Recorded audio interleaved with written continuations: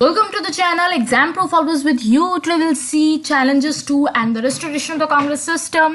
इसका नया नाम है Parties and Party System in India. So let's start with this cartoon. यहाँ पर आप एक कार्टून देख रहे हैं, दो बैल यहाँ पर बने हुए हैं. पहले कांग्रेस का साइन एक हाथ नहीं हुआ करता था जो हम आज देखते हैं.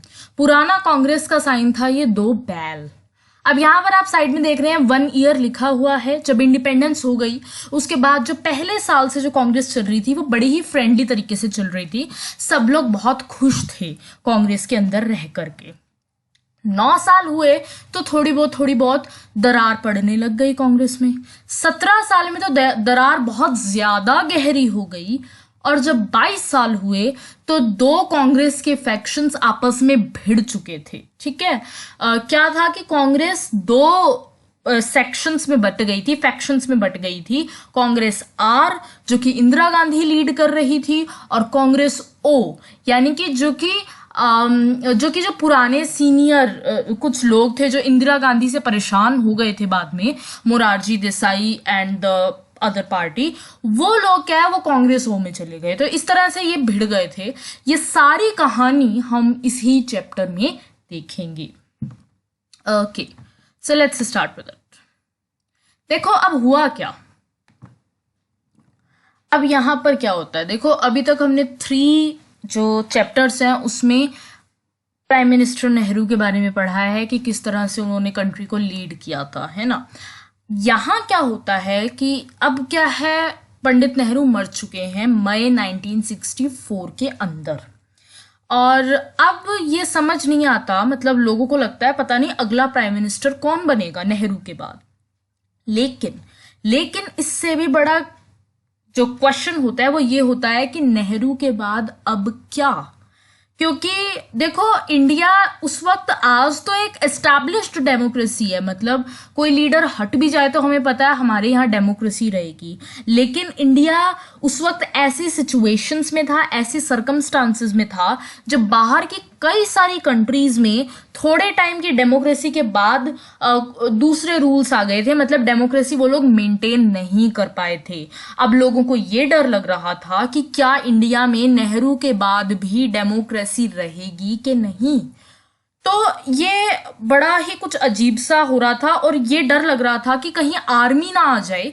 यहां पर जैसा कि लिखा हुआ है कि पॉलिटिकल रोल ऑफ आर्मी ना आ जाए, कहीं पर आर्मी उसमें ना आ जाए तो बड़ी दिक्कत हो जाएगी नेशन को. इसके साथ ही ये सोचा गया है कि क्या जो नई लीडरशिप आएगी वो जो प्रॉब्लम्स हमारा कंट्री फेस कर रहा है, क्योंकि हमारी कंट्री बहुत ज़्यादा प्रॉब्लम फेस कर रहा था उस वक्त, तो क्या हमारी ये जो लीडरशिप है, जो नया प्राइम मिनिस्टर आएगा वो इनको हैंडल भी कर पाएगा क्या.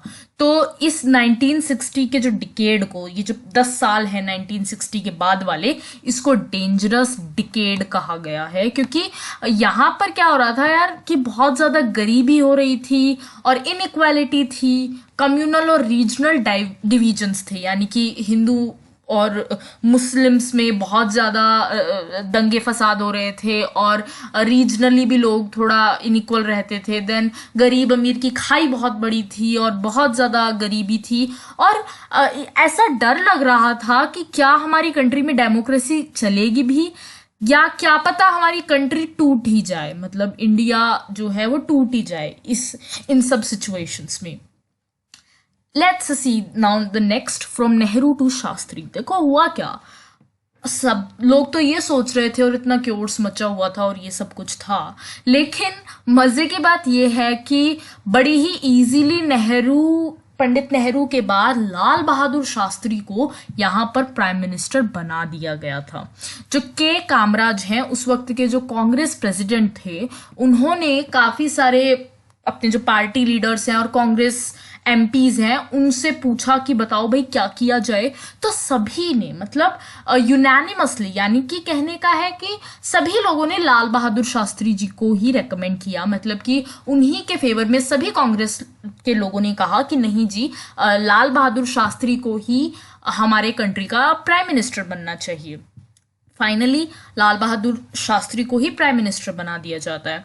लाल बहादुर शास्त्री एक नॉन कंट्रोवर्शियल लीडर थे, यानी कि बिल्कुल भी कंट्रोवर्शियल नहीं थे। सभी लोग उन्हें रिस्पेक्ट बहुत ज़्यादा करते थे और वो उत्तर प्रदेश से आए थे। नेहरू कैबिनेट में एक मिनिस्टर रह चुके थे और इसके साथ ही पंडित नेहरू भी उन पर बहुत ज़्यादा डिपेंडेंट फील करते थे, क्योंकि उनको बहुत ज़्यादा अकाउंटेबल कि ये एक बहुत ही अच्छे व्यक्ति हैं, बहुत ही सिंपल व्यक्ति हैं और पूरे कमिटेड हैं और बहुत ही काम करने वाले ऑनेस्ट व्यक्ति है। तो इसलिए नेहरू भी उन पर बहुत ज़्यादा भरोसा करते थे, उनका बहुत ज़्यादा सहारा लेते थे। उनकी सादगी इतनी थी कि उन्होंने रेलवे मिनिस्टर की पोस्ट से भी रिजाइन कर दिया था जब एक मेजर रेलवे एक्सीडेंट हो चुका था। इवन उनके बारे में कई सारी बातें आती हैं कि जब वो एरोप्लेन में कहीं जा भी रहे होते थे तो अपने साथ में काफ़ी सारा गवर्नमेंटल फाइल्स वगैरह लेके जाते थे और उनको कंप्लीट करते थे। देन उन्होंने जो कार भी खरीदी वो भी उन्होंने किश्तों में खरीदी थी। मतलब कहने का है कि he was very simple, he was really very simple. उन्हें पावर का कोई अहंकार नहीं था और पूरी भावना थी देश की सेवा करने की। मगर देश का ये दुर्भाग्य रहा कि ऐसे प्राइम मिनिस्टर को देश ने बहुत जल्दी खो दिया, बहुत ही ज़्यादा ब्रीफ पीरियड में खो दिया। प्राइम मिनिस्टर लाल बहादुर शास्त्री हैं, उन्होंने कंट्री को लीड किया 1964 से 1966 के बीच में और इस छोटी सी प्राइम मिनिस्टरशिप में कंट्री ने बहुत ज़्यादा चैलेंजेस फेस किए थे। हमारी कंट्री ने, आपको पता है 1962 में यहाँ पर वॉर हुई थी चाइना के साथ और इंडिया को बहुत ज़्यादा नुकसान हुआ था।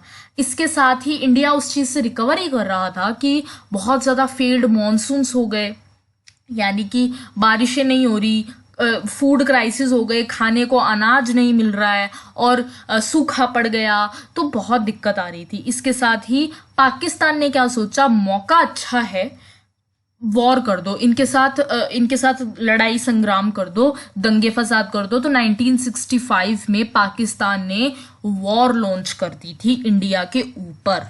अब यहाँ पर शास्त्री जी ने कह दिया मैं कोई भी कमजोर प्राइम मिनिस्टर नहीं हूं। उन्होंने अपना पूरा पक्का स्टैंड लिया और एक स्लोगन दिया, जय जवान जय किसान।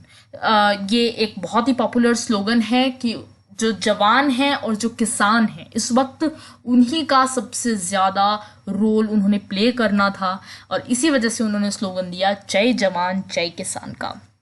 मगर जो शास्त्री जी हैं उनकी डेथ हो जाती है अब्रप्टली 10 जनवरी 1966 में, जब वो ताशकेंत गए होते हैं। यूएसएसआर में था तब, उज्बेकिस्तान, आज का उज्बेकिस्तान जो पहले यूएसएसआर में हुआ करता था कभी, वहां पर उसकी कैपिटल है ताशकेंत। वहां पर वो मोहम्मद अयूब खान जो कि पाकिस्तान के लीडर थे, उनके साथ एक पैक्ट साइन करने गए होते हैं ताकि इस वॉर को ख़त्म किया जा सके। 1965 में पाकिस्तान बुरी तरह से हार जाता है एंड फाइनली वॉर ऐसे एंड नहीं हो जाती कि हाँ वर्बली हमने बोल दिया, उसके लिए एक प्रॉपर एक अग्रीमेंट साइन होता है। तो शास्त्री जी वहीं पर गए हुए थे, मगर पता नहीं सडनली वो उनकी डेथ हो जाती है और उनकी डेथ पर आज तक भी संदेह बना हुआ है, किसी ने इनको मारा है या इनकी वैसे ही डेथ हो गई,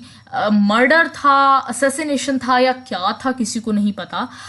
Z5 पे एक बहुत ही अच्छी एक फिल्म आई थी, डॉक्यूमेंट्री आई थी, द ताशकेंत फाइल्स। वो लाल बहादुर शास्त्री की डेथ पर ही बेस्ड है, वही दिखाती है। तो मौका मिले तो उसको देखिएगा जरूर, बहुत ही शानदार वो डॉक्यूमेंट्री है। I have personally watched that. Okay, then is the from Shastri to Indira Gandhi. अब लाल बहादुर शास्त्री मर गए तो उनकी डेथ हो गई, तो अब अगला प्राइम मिनिस्टर कौन? यहां पर क्या था, यहां पर अब इंदिरा गांधी को अगला प्राइम मिनिस्टर नियुक्त कर दिया गया था, लेकिन यहाँ पर कुछ, जैसे लाल बहादुर शास्त्री के टाइम पर तो सभी लोग कह रहे थे कि लाल बहादुर शास्त्री, अब यहाँ पर क्या है, दो लोग खड़े हो गए, दो लोगों के बीच में कंपटीशन हो गया। एक तो मोरारजी देसाई, एक इंदिरा गांधी। मोरारजी देसाई बॉम्बे स्टेट के चीफ मिनिस्टर रह चुके थे और इसके अलावा उन्होंने सेंटर में भी मिनिस्टर वो रहे थे। इंदिरा गांधी जवाहरलाल नेहरू की डॉटर थी, बेटी थी, और कांग्रेस की प्रेसिडेंट रह चुकी थी अपने टाइम में, और इसके साथ ही शास्त्री जी की कैबिनेट में यूनियन मिनिस्टर भी थी।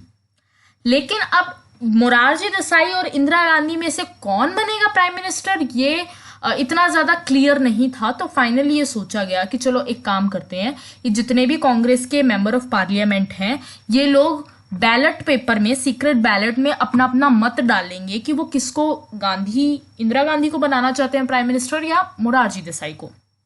फाइनली 2/3 यानी कि सब लोगों में से जो 2/3 प्रोपोर्शन है, मोर देन 2/3 एमपीज ने इंदिरा गांधी को ही चुना। और इंदिरा गांधी को चुनने के बाद ये जो ट्रांजिशन था पावर का, ये बड़ा ही पीसफुल रहा, यानी कि सभी ने इस डिसीजन को मैच्योरली एक्सेप्ट कर लिया, जो कि एक इंडिया के लोकतंत्र में, डेमोक्रेसी में एक बहुत बड़ी बात थी। यहाँ पर आप एक कार्टून देख सकते हैं, बड़ा ही शानदार सा कार्टून है। यहाँ पर इंदिरा गांधी पीएम का एक चैंपियन वाला ट्रॉफी लेके खड़ी हैं और सभी एमपी साइड में तालियां बजा रहे हैं, जबकि मोरारजी देसाई ने, इंदिरा गांधी जीत भी गई है और मोरारजी देसाई ने शुरू भी नहीं किया, मतलब वो स्टार्ट पर खड़े हैं। तो कहने का मतलब है कि इंदिरा गांधी को काफी ज्यादा वोट कांग्रेस एमपीज के मिल चुके थे। अब यहाँ पर देखो कि इंदिरा गांधी आ चुकी है, लेकिन इंदिरा गांधी के पास इतना ज़्यादा एक्सपीरियंस नहीं था, है ना, क्योंकि अभी भी वो लाल बहादुर शास्त्री जी की कैबिनेट में रही तो थी, लेकिन उनको इतना ज़्यादा अभी भी पॉलिटिकल ऑफिस का एक्सपीरियंस नहीं था, क्योंकि लाल बहादुर शास्त्री जी बड़े ही कम टाइम पीरियड के लिए रहे थे और कहीं ना कहीं अभी भी उनको उतना इनएक्सपीरियंस था। कांग्रेस लीडर, जो सीनियर कांग्रेस लीडर हैं, उन्होंने यही सोचा कि ये इंदिरा गांधी है, इनको इतना ज़्यादा पॉलिटिकल और एडमिनिस्ट्रेटिव एक्सपीरियंस है नहीं, मतलब सरकार कैसे चलाएं, और उतना एक्सपीरियंस नहीं है, तो ये इंदिरा गांधी हमारे ऊपर ही डिपेंडेंट होगी, हमसे पूछेगी, हमारा सपोर्ट मांगेगी और हम ही से बातचीत करेगी और हमसे राय लेकर के अपना डिसीजन लेगी। तो इसी वजह से इन्होंने सोचा कि हमारी इंपॉर्टेंस है, तो चलो जी इंदिरा गांधी को बना दो प्राइम मिनिस्टर। लेकिन 1 साल के अंदर अंदर इंदिरा गांधी ने बता दिया कि इंदिरा गांधी जी ने बता दिया कि वो क्या कर सकती हैं। She was such a great leader.